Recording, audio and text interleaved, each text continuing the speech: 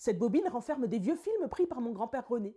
Des instants volés à l'oubli. Il commence à filmer en 1924. Et je vous ai déjà montré le film de son mariage, les premiers rires de ses enfants ou leur voyage en Yougoslavie. Cette fois-ci, nous sommes en août 1939. André a maintenant 12 ans, Monique 9 ans et la petite Jacqueline, ma maman, 7 ans. Il joue avec le petit Nano, ami de la famille et filleul d'André. Le pauvre petit qui a 1 an est bien chahuté. Mais ça a l'air de faire rire. Mais ce qui n'est pas filmé est plus significatif que ce qui est sur la pellicule.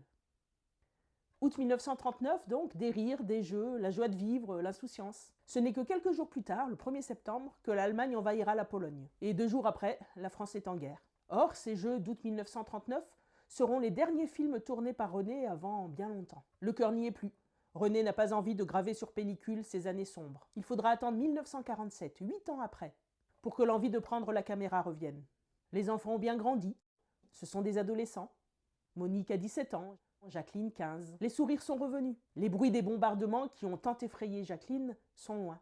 Mais bien des années plus tard, ces traumatismes ont perduré. Car quand j'étais petite, ma maman Jacqueline était terrorisée par le tonnerre qui lui rappelait le bruit des bombes et l'on devait fermer tous les volets. André aussi a grandi. Il a 20 ans et il fume des cigarettes avec son cousin François. Une mauvaise idée étant donné qu'il est asthmatique. Et malheureusement, il souffrira plus tard d'insuffisance respiratoire. Toujours des rires en 1949, à la Baule. Et Jacqueline qui enlève ses lunettes quand on la filme, ça l'a complexé beaucoup. On gare la voiture dans la grange. Si vous connaissez la marque, je veux bien parce que j'y connais rien du tout. Et puis un dernier saut dans le temps. André a 25 ans, Jacqueline en a 20. C'est le dernier film de René, nous sommes en 1952. Un bon moment en famille qui revenait alors chaque année. La vendange des vignes de la maison familiale. Tout le monde s'y met.